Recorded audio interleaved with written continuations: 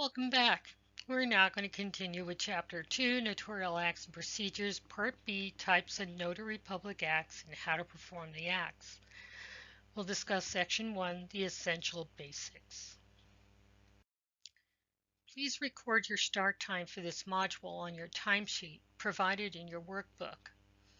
In Section 1, Essential Basics, we'll discuss how to examine documents, how to verify the identity of the signer, and recording journal entries.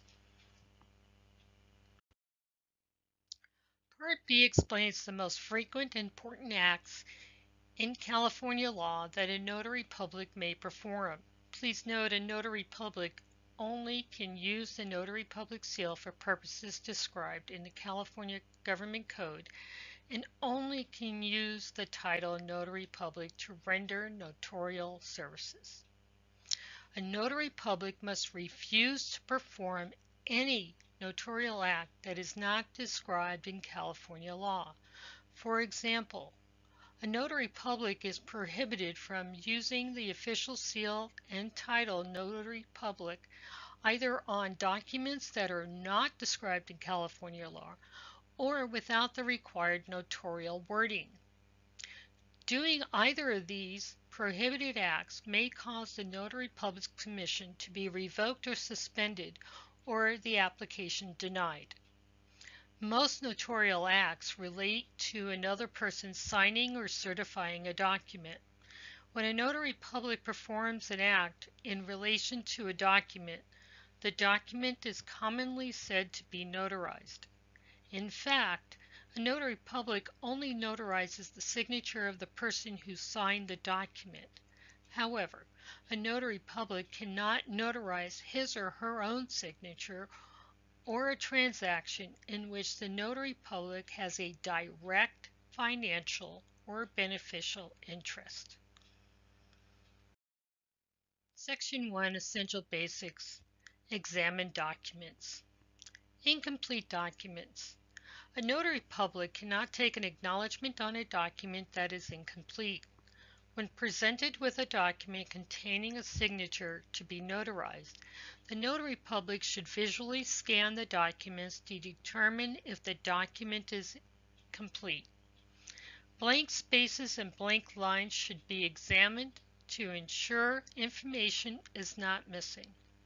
Also, if a notary public has experience with a particular type of document and knows what information should be stated in the document, and the information is missing or incomplete, the notary public must refuse to notarize the signature. Foreign language documents. A notary public can notarize a signature on a document written in a foreign language, whether or not they are familiar with the language, since a notary public's function only relates to the signature and not the contents of the document.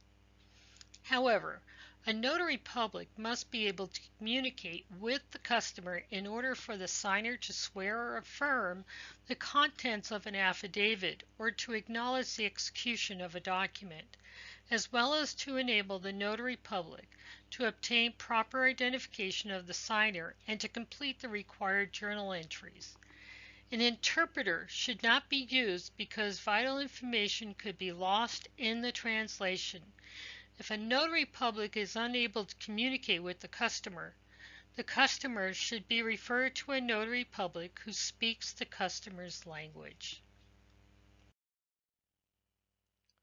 The notary public should be able to identify the type of document for entry in the notary public's journal.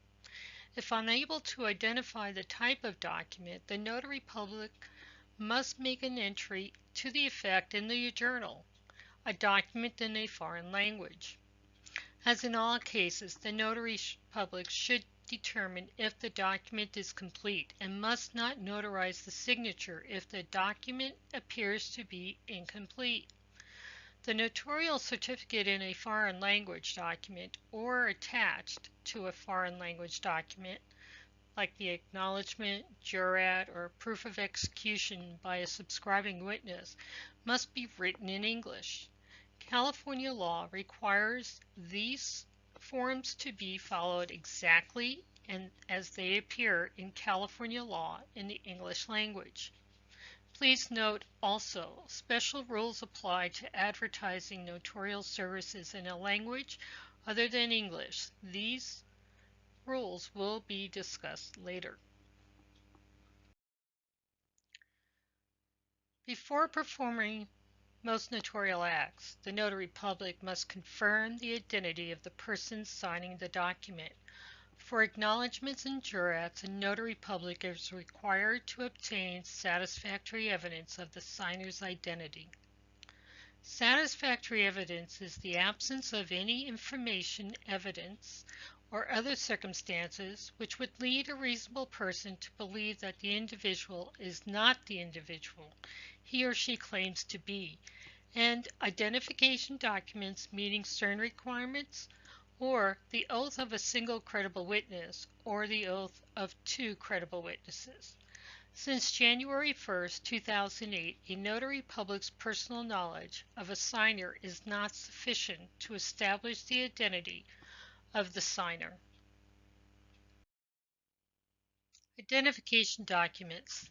The identity of the signer can be established by the notary public's reasonable reliance on the presentation of identification documents meeting the requirements of the California Civil Code Section 1185, B3 or B4. In addition, there must be no information or circumstances leading a notary public to believe a signer is not who the signer claims to be. The types of identification documents listed below may be presented to a notary public to establish the identity. These identification documents must be current or have been issued within the previous 5 years. An identification card or driver's license issued by the California Department of Motor Vehicles, or a United States passport. The U.S. passport need not have a description of the named person.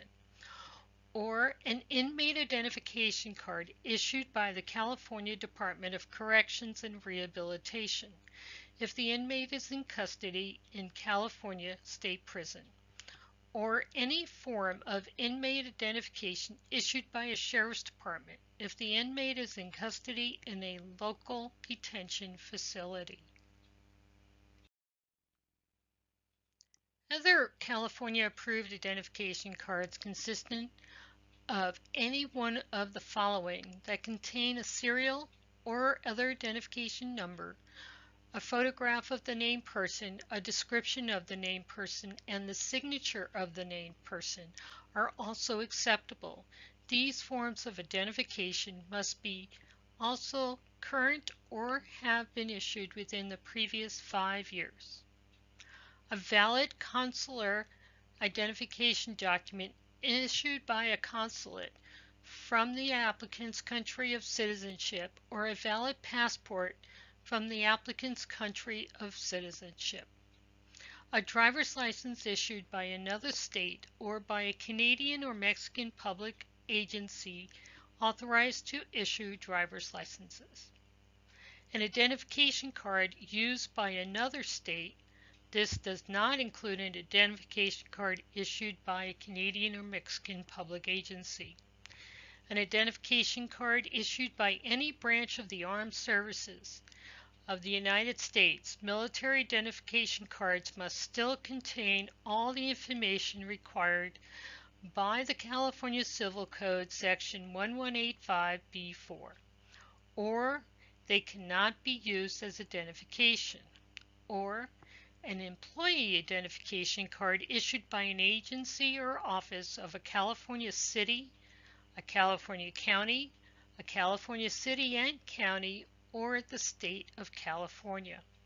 An identification card issued by a federally recognized tribal government. The oath or affirmation of a single credible witness. If there is no information or circumstances leading a notary public to believe a signer is not who the signer claims to be, and it would be very difficult or impossible for the signer to present a paper identification document. The identity of the signer can be established by the oath of a single credible witness who personally knows the signer. However, the notary public also must personally know the credible witness, and the credible witness must present a proper identification. Here we have an illustration of a single credible witness. Notary public knows the credible witness, and the credible witness personally knows the signer, and the signer of the document signs the document.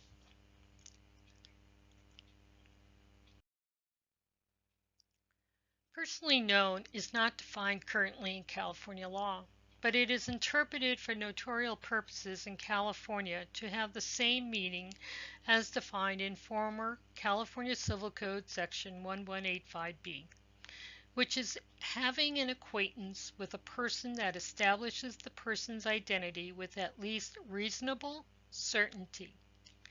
An acquaintance substantial enough to establish personal knowledge includes multiple recent meetings with a person, including meetings during which the person is identified by other people.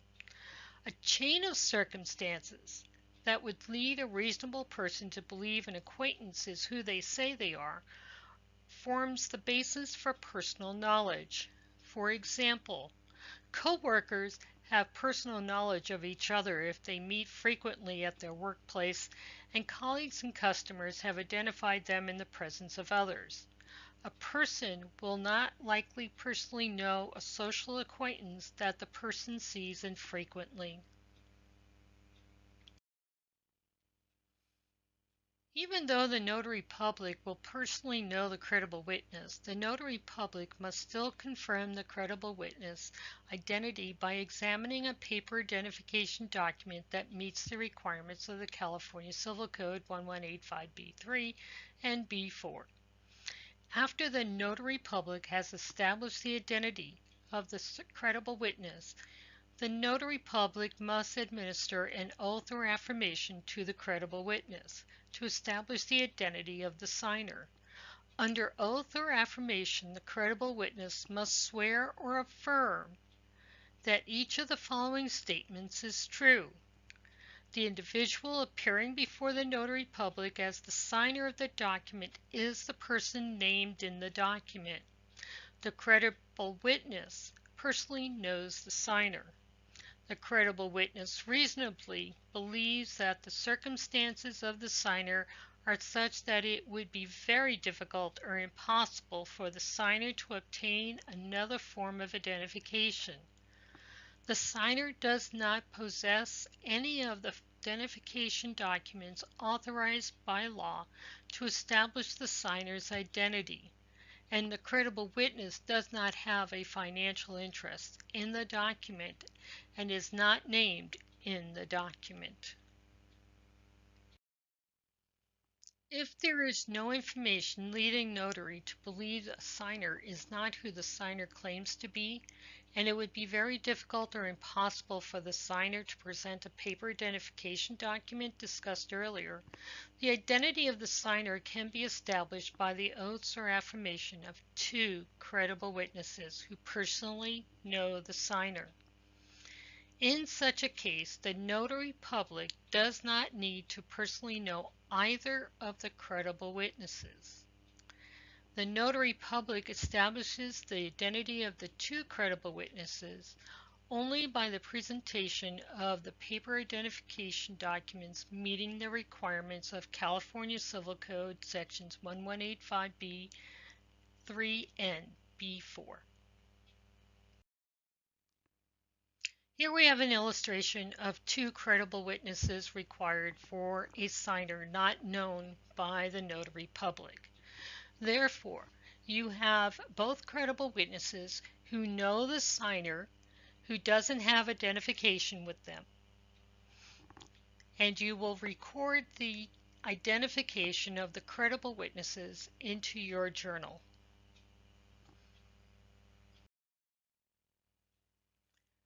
After the notary public has established the identity of the credible witnesses, the notary public must administer oaths or affirmations to the credible witnesses to establish the identity of the signer. Under oath or affirmation, and under penalty of perjury, both credible witnesses must swear or affirm that each of the following statements is true. The individual appearing before the notary public as the signer of the document is the person named in the document. The credible witness personally knows the signer. The credible witness reasonably believes that the circumstances of the signer are such that it would be very difficult or impossible for the signer to obtain another form of identification. The signer does not possess any of the identification documents authorized by law to establish the signer's identity, and the credible witness does not have a financial interest in the document and is not named in the document.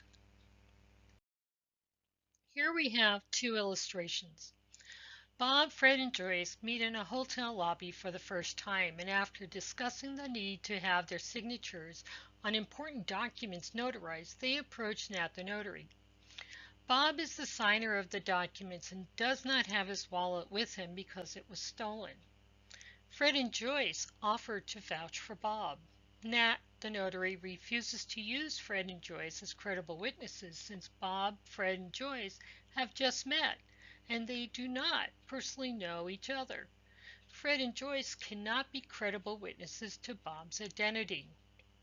In another example, Nat the notary is called to notarize Irene's signature on a company document. Nat the notary and Irene have never met before. Irene is away from home and left her identification, her Illinois driver's license, in Chicago. Irene asked Renee to vouch for Irene because Irene and Renee have known each other for years. Nat, the notary, has also worked with Renee before. Renee can appear as a credible witness for Irene so that Nat, the notary, can complete the notarization. Recording the journal entry. All official acts performed as a notary public must be recorded sequentially in the notary public's active journal at the time the notarial act is performed. A notary public is guilty of a misdemeanor if the notary public willfully fails to properly maintain his or her notarial journal. The following discussion describes and explains the information that must be recorded in the notary journal. The date and time the notary public performed the notarial service. The time may be written in standard or military format, but the law requires the time of the act to be recorded. The date alone is insufficient. The type of notarial act performed, for example, a proof of execution by a subscribing witness, an acknowledgment, and a jurat are all types of notarial acts. Any member of the public may request a photostatic copy of the journal entry representing a specific transaction, and copies of specific journal entries may be requested by the California Secretary of State through civil and criminal subpoenas or by a police officer investigating a crime. Consequently, each journal entry should be full and complete. Best practice tip: a notary public should not write an abbreviation or acronym to describe the type of act. This may avoid confusion or misunderstanding as to the contents of the journal entry and the type of notarial act. The character of every instrument sworn, affirmed, acknowledged, or proved before the notary public. The character of every instrument means the kind of type of document on which the signature is being notarized. Most notarial acts relate to another person signing or certifying a document.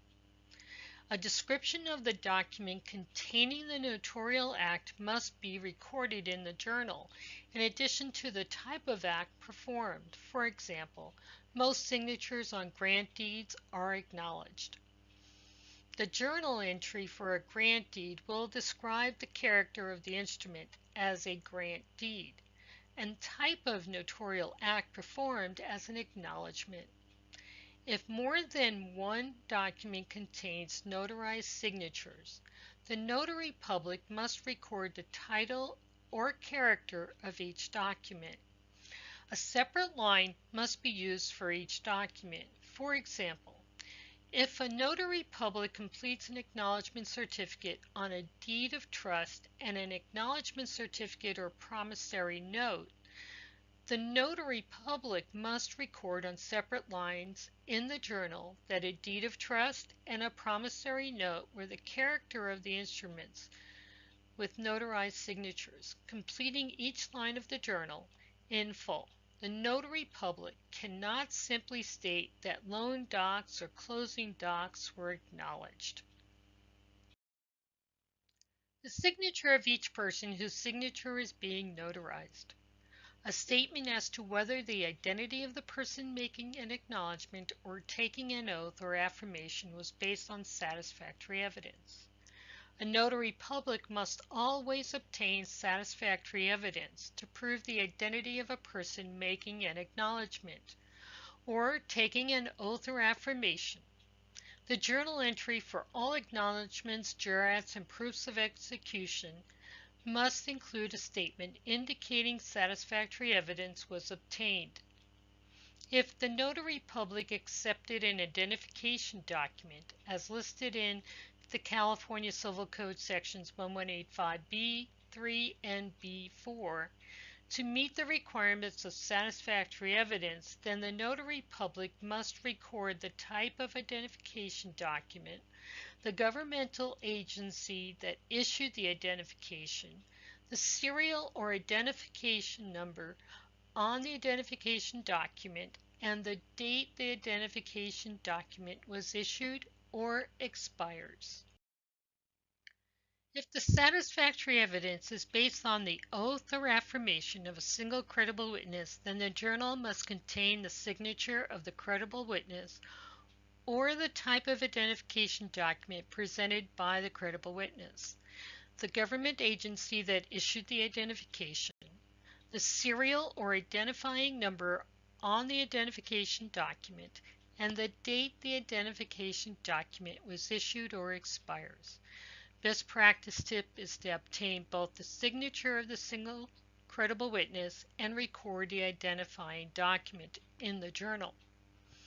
If the satisfactory evidence is based on the oath or affirmation of two credible witnesses, then the journal must contain the signatures of each of the credible witnesses and the type of identifying documents presented by each of the credible witnesses. The governmental agency that issued each identification document, the serial number or other number on each identification number, and the date of issue or expiration of each identification document. The fee charged for the notarial act. If no fee is charged, zero should be indicated. Only fees for the notarial act should be listed in the fee column of the journal. If there are additional charges for travel or other services, those additional charges may be itemized in the additional information or comments column to distinguish those types of fees from the notarial act fees. If the document with the notarized signature is a deed, quitclaim deed of trust, or other document affecting real property or power of attorney, the notary public must require the party signing the document to place his or her right thumb print in the journal as part of the line item entry of the transaction. If the right thumbprint is not available, then the notary public must have the party use his or her left thumbprint or any available finger that must record the left thumbprint or which other fingerprint is captured in the journal. If the party signing the document is physically unable to provide a thumbprint or fingerprint, the notary public must record that fact in the journal and must provide an explanation of the physical condition of the person. The thumbprint is not required for trustees' deeds, for a decree of foreclosure or a non-judicial foreclosure or a deed of reconveyance. This completes Chapter 2, Part B, Section 2. Please record your time for this module on your timesheet provided in your worksheet. We will now move on to Chapter 2, Part B, Section 2, which discusses acknowledgments.